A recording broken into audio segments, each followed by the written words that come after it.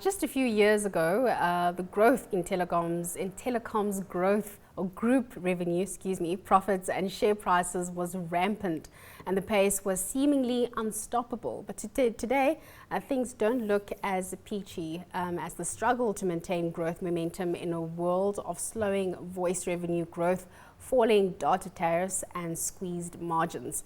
Now, Vodacom's latest results released this Monday sum up just that problem. The demand for data continues to soar, and data revenue growth is outstripping that of voice.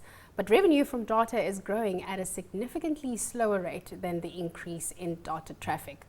Joining us to discuss the challenges that is faced by the telecoms industry, we've got Arthur Goldstuck, Managing Director of Worx, and Jan Vermeulen, technology journalist at MyBroadband. Gentlemen, thank you for joining us. Lots that I've said up top there, so let's make sense of it. So the bottom line is what in terms of the challenges? We've got data revenue going up, we've got voice going down, the issue being? I guess the challenge is more the expectation of investors than the performance of the business itself. Because although it's slow growth, 2 to 3% growth annually is not great, but if you consider that it's a fairly mature industry and it's reached saturation levels in terms of voice, then the fact that it's still growing is good news, but investors demand much faster growth. The real problem lies in the set of returns from data versus the set of returns from voice. So voice has dropped 6% to around $23 billion for the past year, whereas data has gone up 27% to around $17 billion. So a lot faster growth. In fact, it's growing rapidly, whereas voice is declining, yes, but still not contributing as much as voice. But the fact that it contributes 40% of revenue and is still growing at those kind of levels tells you that it's going to outstrip voice. If not this year, then certainly next year we'll see data revenue outstripping voice revenue. The problem for a lot of observers is that the growth of data revenue has slowed down dramatically from 88% or so down to 27%. But that's still serious growth. 27%, if you're coming off a high base, is massive. So it's really a case of, I would say, sheer greed that people have got used to that massive growth in returns, and now they're disappointed it's only 27%. Only That's 27, crazy. but It's from like incredibly healthy from growth. over 80. Arthur, let's bring Jan into this conversation. Jan, why the decline though? Why the decline in voice? Why the decline in data? I mean, in terms of it not being as significant as it was before. Oh yeah, in terms of the revenue. That's right. It's got to do with pricing. So the amount of stuff that you can do with data is far more than you used to be able to do with voice or what you would pay for an SMS. So it's actually crazy if you compare what you pay per byte or per megabyte in SMS effectively versus data. In more sort of human terms, the size of the message that you can send on WhatsApp and the richness of the message that you can send on WhatsApp versus what you can send on SMS, WhatsApp just destroys it. So people are switching to alternative services that are much better than what operators used to be able to offer. And they are doing it at a much cheaper rate over a data connection than they used to be able to by using the operator's own services. And that's why we're seeing operators bulk at WhatsApp and you get statements like that they're getting a free ride on their networks and so on. Yes. Are you referring to the OTC? Yeah, exactly. The OTT complaints from operators. Yeah, which I mean, it dates back to the days of the launch of Skype. I mean, this is not a new whinge from the operators at all. The thing is though, the growth of data, so operators can earn even more money from data because the demand for data is there, but they can supply only so much at the moment, and they can drop the prices, they can spur that demand, but they lack the capacity on their networks, and that's actually entirely out of their hands at the moment. So what are the strategies that we're seeing by these telecoms companies? What are they trying to do in order to deal with all of these challenges that we're sitting with?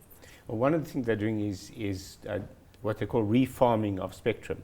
So spectrum that's really ideal for 2G and 3G is being allocated to 4G or LTE, where government is sitting on that spectrum and not allowing the regulator, or certainly not facilitating the regulator in allocating that spectrum.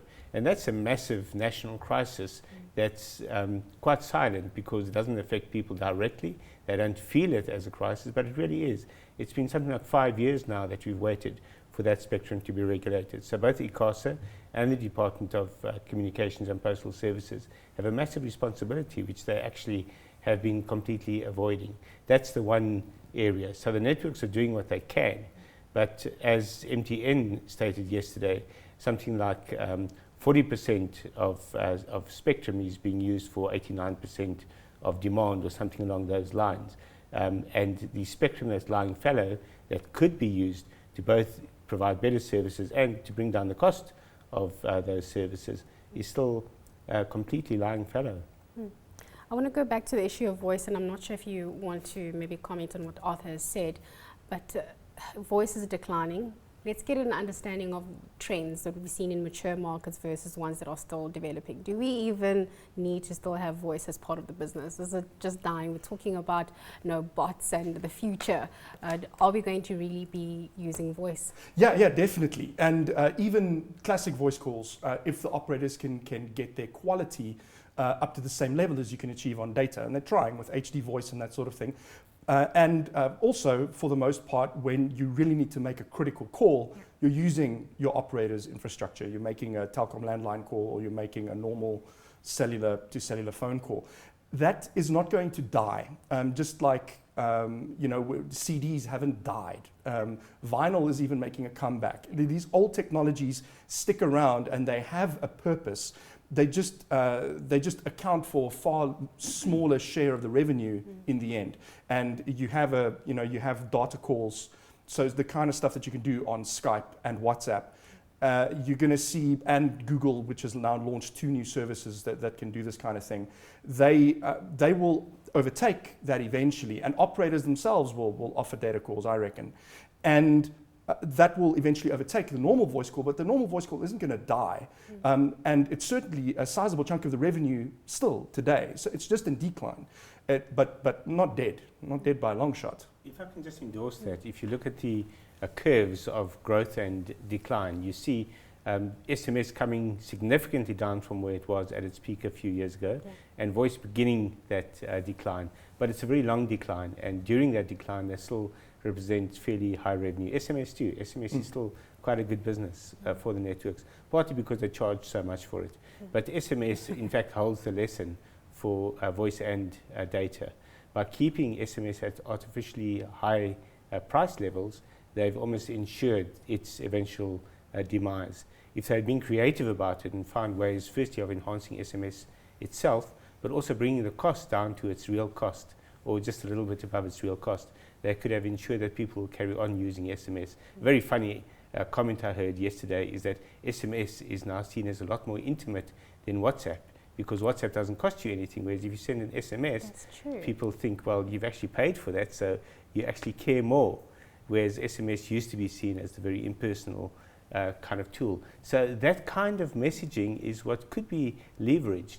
But you also have to make it a more attractive and appealing service, and you've got to bring down the cost significantly.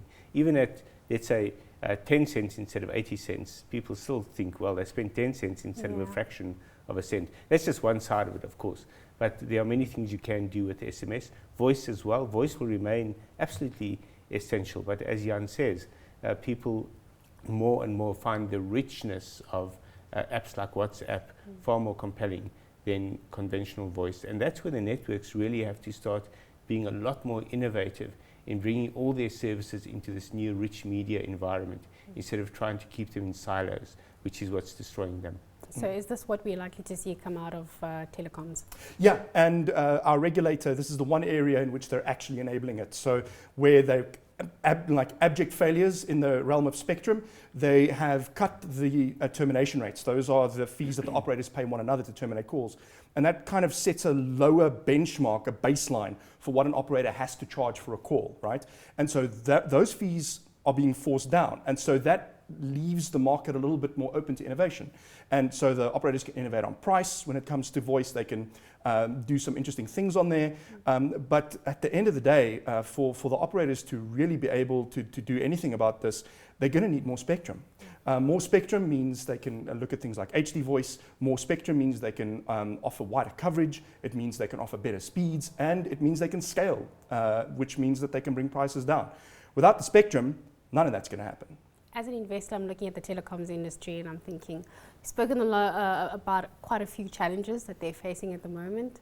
So would one, take a bold step and still invest in these companies that are faced with all of these, with all of these issues? If you're looking at revenue growth, then probably not. If you're looking at profitability, then that all depends on how operationally efficient they are. And that includes corporate governance, which at the moment we're not seeing as being a top priority of the operators. They've got to change their corporate culture significantly and avoid these public relations disasters that are bedeviling them at the moment. Every time there's another Nigerian regulator issue or a please call me issue, you see the share price being hammered. And that all comes down to good corporate governance. Yep, I have to agree there. And they, as long as the corporate governance is in place, they remain a solid investment. But if those basics aren't there, then yeah, it's unattractive. And we see analysts all across the sphere actually encouraging bailing on companies like MTN, and that doesn't bode well for them at all. Certainly a lot that's playing out in this particular sector. Gentlemen, thank you so much for joining us this afternoon and giving us the lowdown. Lots of negatives, but again, we need to work on specific things that can really get us over these hurdles that we face with. Thank you so much. A very big thank you to Arthur Goldstuck. He's the Managing Director of Worldwide Worx. Jan Vermeulen, he's a technology journalist at MyBroadband.